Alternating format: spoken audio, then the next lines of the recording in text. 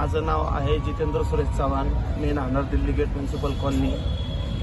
आमच्या इथे पवन पवार व त्याचे साथीदार PP कंपनी म्हणून भरपूर फेमस आहेत आणि त्यांनी यामागे बी आमच्यावर 9 ते 10 वेळा मारहाण केलेली आहे. त्याबाबतचे आम्ही पोलीस संरक्षण, पोलिसाला पत्रव्यवहार, पोलीस अधीक्षकांकडे सगळे अर्ज वगैरे सगळे बांधलेले.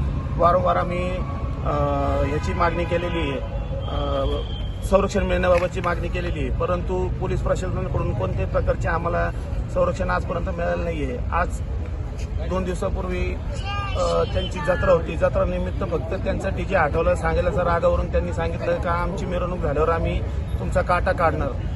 आम्ही अशी तक्रार तोफखाना पोलीस स्टेशनला परवा दिवशी दिली होती आणि संरक्षण बी मागितलं होतं, परंतु कोकरे साहेबांनी आमची त्यावेळेस कोणत्याही प्रकारे व्यवस्थित रिपोर्ट आमची तक्रार नोंदवली नाही.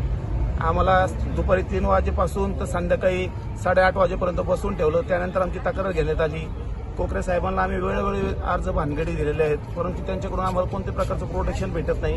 कोकरे साहेबांनी या मागे बी बरेचदा केस करताना आम्हाला सकाळ ते संध्याकाळ असे 8-10 तास बसून आमचे 2-3 तक्रारी घेतलेले आहेत त्यांच्या काळात.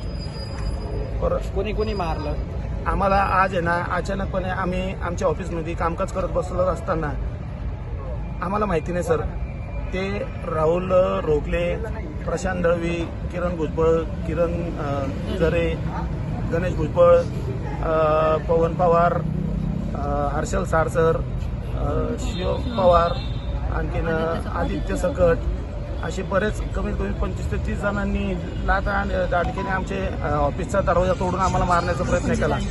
आम्ही वेळोवेळी दरवाजा बंद नसता केला तर आज आमच्यातलं कोणी एकही बजावलं नसतं. तुमची मागणी काय? आमची मागणी आहे की जोपर्यंत पवन पवार आणि त्याचे साथीदार जे आमचे CCTV फुटेजमध्ये आलेले आहेत, ज्यांनी आमच्या दाराला मारहाण केली, ज्यांच्या हातात लाकडे दांडेबिंडे होते, जे कोणी मारहाण करत होते, त्यांना सगळ्यांना अटक झाल्याशिवाय आम्ही कोणत्याही प्रकारचा उपचार घेणार नाही. कोणत्याही प्रकारचं आम्ही ऐकून घेणार नाही. तरी आमची विनंती आहे पोलीस प्रशासनाने त्यांना अर्जंट तात्काळ अटक करावी व आमच्या घराला संरक्षण द्यावी. संरक्षण न देता आम्ही घरी जाणार नाही आणि आम्ही इथंच बसून उपोषण करणार आता.